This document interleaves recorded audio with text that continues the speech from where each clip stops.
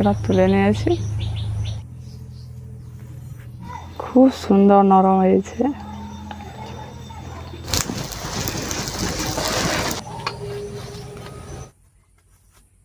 ভেতরটা কেমন সুন্দর হয়েছে দেখুন, দেখলেই কিন্তু খেতে ইচ্ছে করবে। নমস্কার বন্ধুরা, আজ আমি আলুর পরোটা বানিয়ে দেখাবো। মাখা বেলা ঝামেলা ছাড়াই এই আলুর পরোটা বানাবো। পরিশ্রমের গুণে অনেকে হয়তো আলুর পরোটা বানিয়ে খেতে পারে না, তাই এমন আমি একটা পদ্ধতি দেখাবো, একদম কম পরিশ্রমে এই আলুর পরোটা বানাতে পারবেন। স্বাদটা কিন্তু একই রকম লাগবে। তবে চলো শুরু করি। আলুর পরোটা বানানোর জন্য আগে থেকে আমি আলু সেদ্ধ করে নিয়েছি। এখন আলুটাকে আমি গ্রেট করে নেব, যাতে আলুর মধ্যে কোনো দানা ভাব না থাকে। এইরকমভাবে আলুটাকে গ্রেট করে নেবেন, তখন দেখবেন আলুর পরোটা বানাতে খুব সুবিধে হবে। এই আলুর পরোটা খেতে কিন্তু সবাই ভালোবাসে, আর কষ্টের জন্য অনেকে হয়তো বানাতে চায় না। আজ আমি এমন একটা সহজ পদ্ধতি দেখাবো যে রোজ বানাবেন। এবার পরিমাণ মতো লবণটা দিয়ে দিচ্ছি। এবার এর মধ্যে কাশ্মীরি লাল লঙ্কার গুঁড়ো হাফ চামচের মতো দিয়ে দিচ্ছি। অল্প একটু হলুদের গুঁড়ো দিয়ে দিচ্ছি। এই যে পেঁয়াজ কুচি আর কাঁচা লঙ্কা কুচি সবটাই দিয়ে দিচ্ছি। আলুর পরোটার মধ্যে যে যে মশলাগুলো দেওয়া হয় সবগুলো কিন্তু দিতে হবে, তাহলে খেতে ভালো লাগবে। এবার খুব ভালো করে আলুটাকে মেখে নিতে হবে।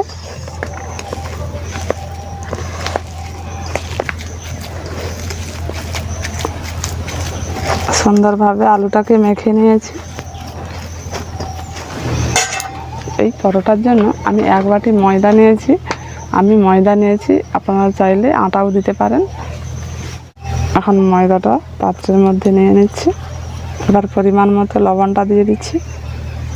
হাফ চামচের মতো ধনে গুঁড়ো, হাফ চামচ জিরে গুঁড়ো। এবার ময়দাটাকে খুব ভালো করে মিশিয়ে নিচ্ছি।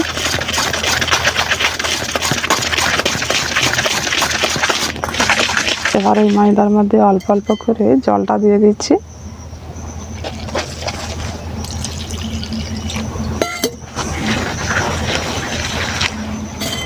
এটা কিন্তু খুব বেশি শক্ত হবে না, একটু পাতলা টাইপের ব্যাটারটা তৈরি করে নিতে হবে।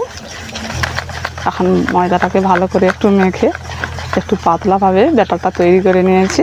এবার আলু মাখাটা এর মধ্যে দিয়ে দিচ্ছি। এবার এটা দিয়ে একসঙ্গে ভালো করে মিশিয়ে নেব।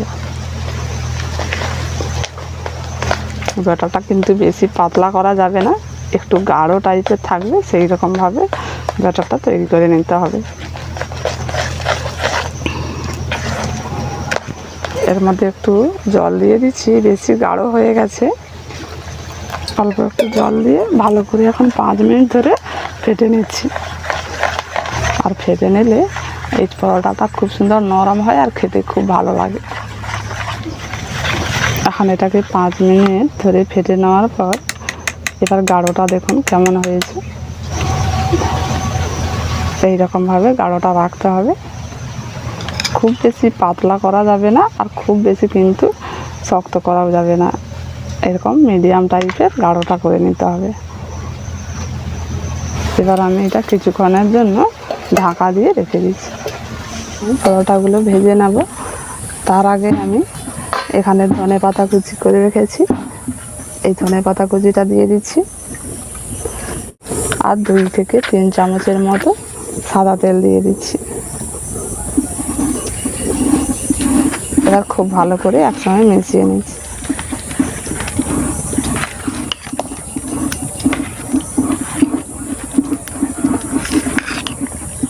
তাওয়াটা এখন গরম হয়ে গেছে, হালকা করে একটু সাদা তেল দিয়ে ব্রাশ করে নিচ্ছি। এবার ওই তাওয়ার মধ্যে 1 ডাবু করে ব্যাটারটা দিয়ে দিচ্ছি।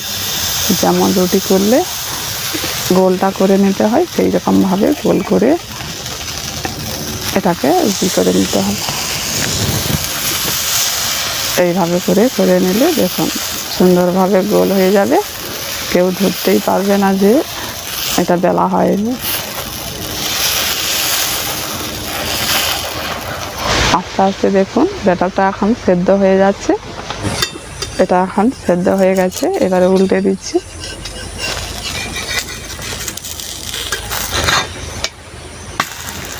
প্রথমে উল্টে পাল্টে পরোটাটাকে খুব ভালো করে একটু সেঁকে নিতে হবে, তাহলে কিন্তু আর ভেঙে যাবে না। উল্টে পাল্টে একটু ভালো করে সেঁকে নিয়েছি। এবার পরোটার ওপর একটু সাদা তেল ব্রাশ করে নিচ্ছি।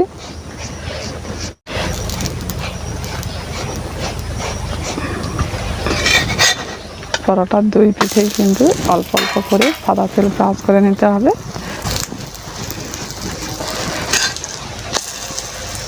উল্টে পাল্টে ভালো করে পরোটাটাকে ভালো করে ভেজে নিয়েছি। এবার তুলে নিচ্ছি।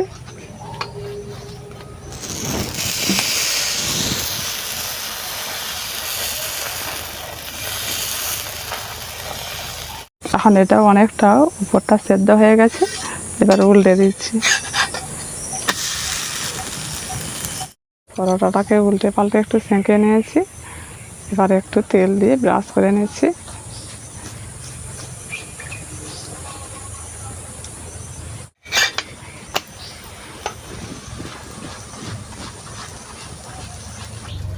এখন উল্টে পাল্টে ভালো করে ভেজে নিয়েছি, এবার তুলে নিয়েছি।